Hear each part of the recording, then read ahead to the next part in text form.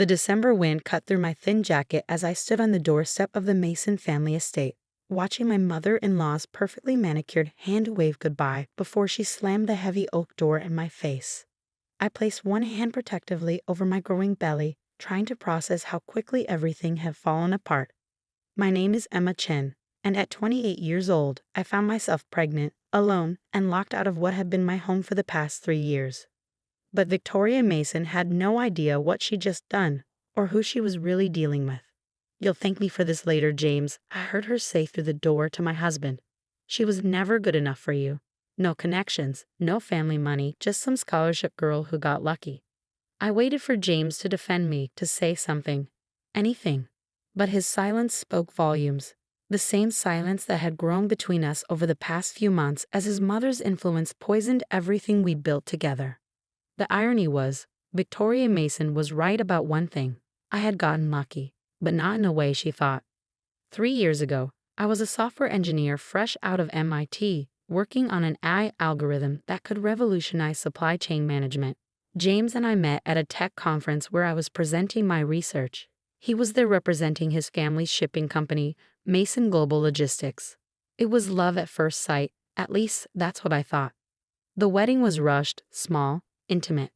Victoria never approved, but James had insisted. "We don't need their blessing," he'd said back then.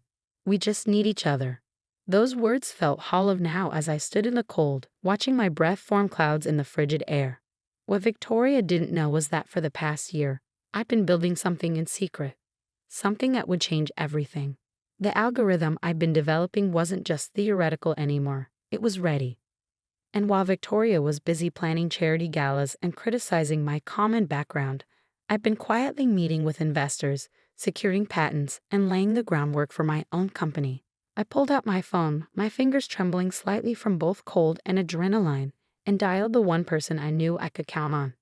"Maya, it's happening." They kicked me out. Maya Chen, my older sister and brilliant corporate lawyer, didn't miss a beat. "I'm on my way. The apartment is ready. Time to launch Plan B." I could hear her grabbing her keys, the determination in her voice giving me strength.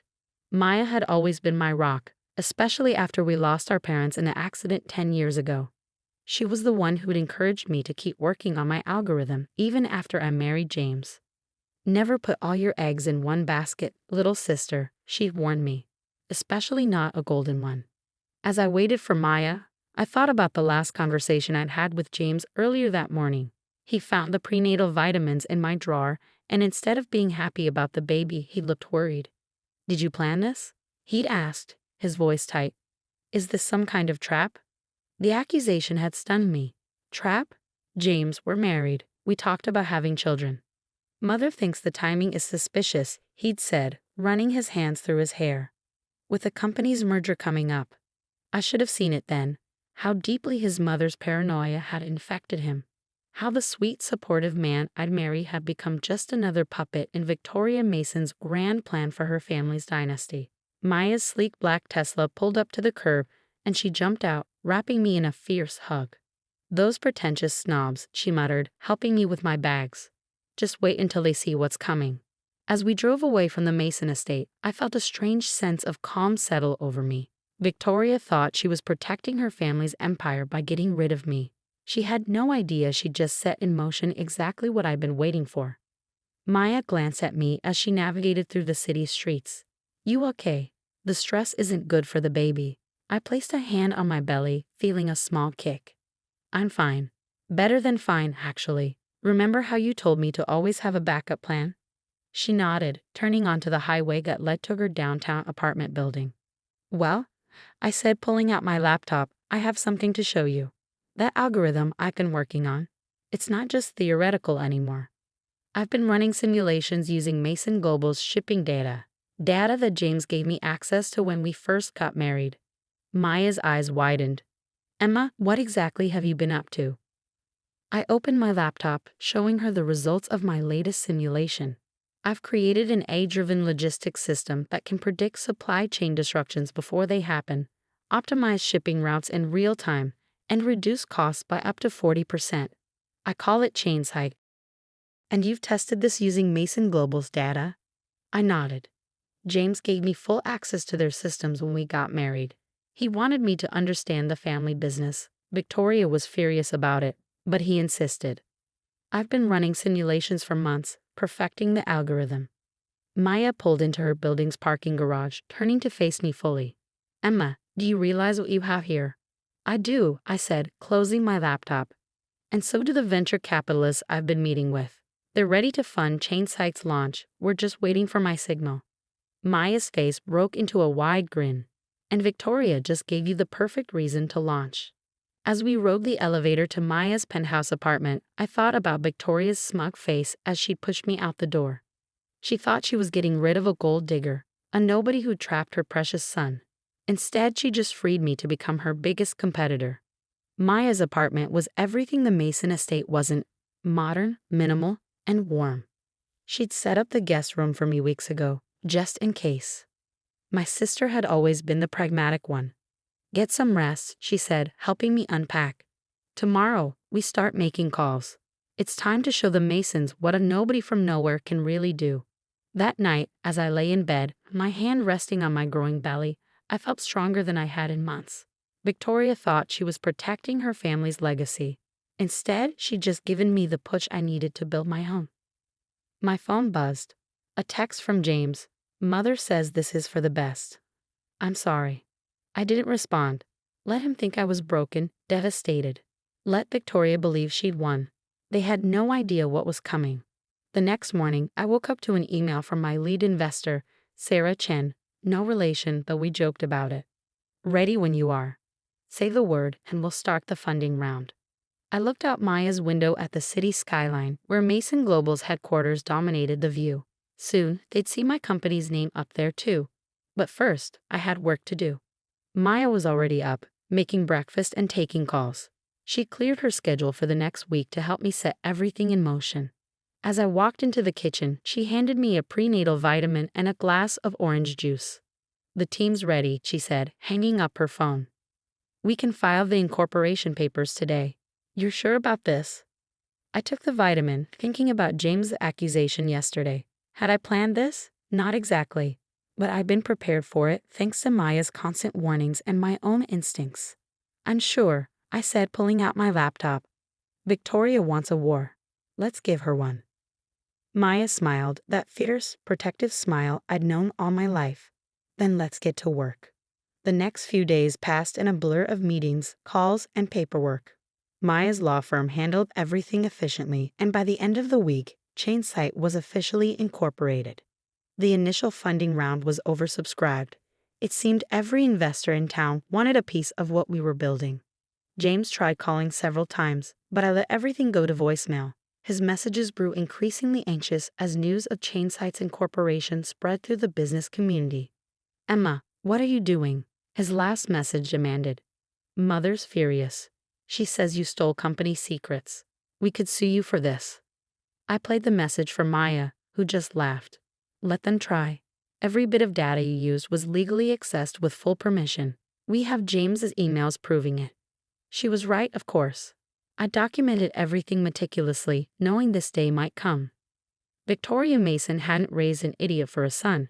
She just never expected his wife to be smarter than he was. As I ended part one of my story here, I was just getting started.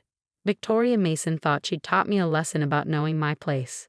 Instead, she'd given me exactly what I needed: freedom to build something that would change everything, not just for me and my baby, but for the entire industry she thought she controlled. The real question was, what would happen when she realized exactly what she'd done? 6 months after Victoria Mason slammed her door in my face, I stood in front of a packed conference room at the National Logistics Convention. My hand rested on my now visible baby bump as I prepared to demonstrate ChainSight to the industry's biggest players. The irony wasn't lost on me that Mason Global's leadership team sat in the front row, Victoria and James among them. Victoria's face was set in its usual mask of cold disdain, but I could see the tension in her jaw. James just looked pale. Ladies and gentlemen, I began, my voice steady despite the flutter of movement in my belly. What you're about to see will revolutionize how we think about supply chain management. As I launched into the demonstration, showing real-time optimization of shipping routes and predictive analytics that could save companies millions. I watched Victoria's expression shift from dismissive to concerned. By the time I showed the cost-saving projections, she was gripping her armrests so tightly her knuckles had turned white. The past 6 months had been intense. Maya and I had worked around the clock, building the company from her penthouse apartment. Our team grew quickly, brilliant engineers and developers who believed in the vision. The pregnancy hadn't been easy, but every kick from my baby felt like a reminder of why I was doing this. Victoria had tried everything to stop us. First came the cease and desist letters, claiming I'd stolen proprietary information. Maya's legal team shut that down quickly, producing documentation of every permission James had given me to access their systems. Then came the whisper campaign. Rumors about my character, my background, suggestions that I was unstable. But Victoria had underestimated how much the industry was ready for change. Chainsight's early trials with smaller shipping companies had produced results that couldn't be ignored. Any questions? I asked as I concluded the presentation. The room erupted with raised hands, but Victoria was already on her feet. "This is nothing but smoke and mirrors," she announced, her voice sharp. "Ms. Chen claims her system can reduce costs by 40%, but where's the proof? Mason Global has been in this industry for generations. We know what's possible and what isn't." I smiled, having anticipated this moment. "Excellent question, Mrs. Mason. Perhaps your son can help answer it, since he's seen the system in action." All eyes turned to James, who looked like he wanted to disappear.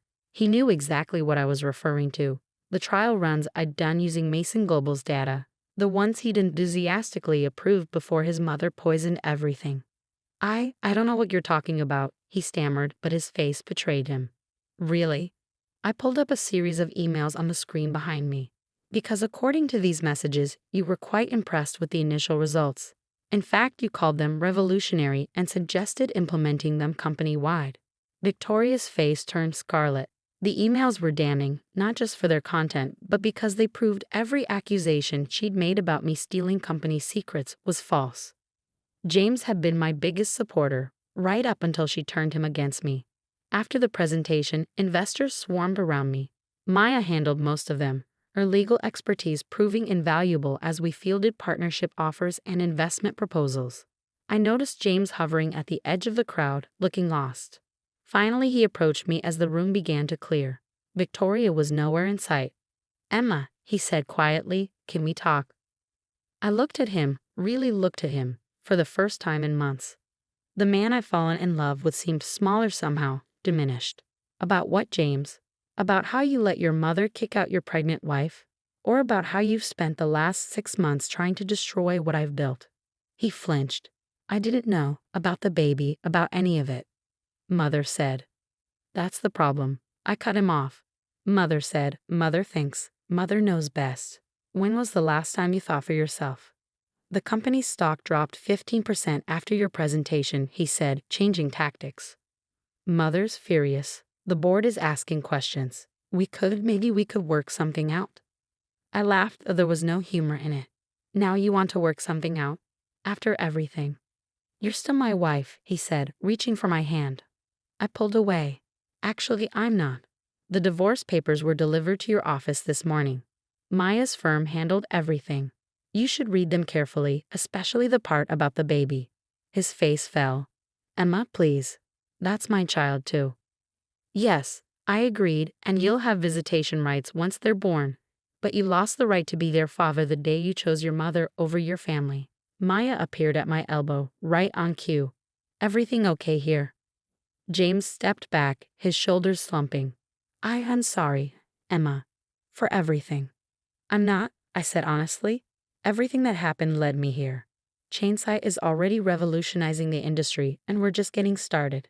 So thank your mother for me, James. She gave me exactly what I needed, freedom." As he walked away, Maya squeezed my arm. "You okay?" I nodded, watching James disappear into the crowd. "Better than okay. Did you see the partnership offers we got today? 6 major shipping companies want to implement Chainsight immediately," Maya confirmed. "And that's just the beginning. Victoria's worst nightmare is coming true. You're not just competing with Mason Global. You're going to surpass them." 2 weeks later, I sat in my new office, reviewing the latest performance reports. Chainsight was growing faster than even our most optimistic projections had predicted. Companies were switching to our system in droves, drawn by the cost savings and efficiency improvements. Mason Global's stock had continued to fall as investors questioned their ability to compete in the changing landscape. I'd heard through industry gossip that Victoria had been forced to step down from the board, though she was fighting it every step of the way. A knock at my door interrupted my thoughts. Maya entered, waving a tablet. "You need to see this," she said, pulling up a news article. The headline made me catch my breath. Mason Global Logistics announces major restructuring. CEO James Mason steps down. "He's leaving the company?" I asked, scanning the article. Maya nodded. Word is he's starting his own venture, something about embracing innovation and new directions in logistics. I sat back, absently rubbing my belly where the baby was kicking. His mother must be beside herself. "Oh, she is," Maya grinned. "But that's not all. Look at the last paragraph." I read it and felt a strange mix of emotions. In a surprising move, James Mason has expressed interest in potential collaborations with emerging industry leaders, specifically citing Chainsight's revolutionary approach to supply chain management. "What do you think?" Maya asked. "Should we hear him out?" I thought about it, remembering the man I've fallen in love with, the one who'd been excited about innovation before his mother's influence took over. Maybe, free from Victoria's control, that man still existed somewhere. Set up a meeting, I decided. But make it clear, this is business, nothing more. If he wants to work with Chainsight, he'll need to prove himself just like anyone else. Maya nodded, understanding perfectly. And Victoria? I smiled, thinking of my former mother-in-law and her grand plans for her family's legacy. She can watch from the sidelines as everything she tried to protect gets transformed by the nobody from nowhere she threw out in the cold. The baby kicked again, stronger this time, and I placed both hands on my belly. In 2 months, I'd be a mother myself. But unlike Victoria, I would teach my child that true legacy isn't about maintaining control. It's about having the courage to create something new. Victoria had thought she was protecting her son's inheritance when she kicked me out that cold December day.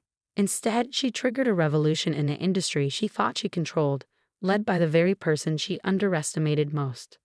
As I looked out my office window at the city skyline, where the Chainsight logo now shone as brightly as Mason Global's, I couldn't help but smile. Sometimes the best revenge isn't about getting even. It's about soaring higher than your enemies ever thought possible.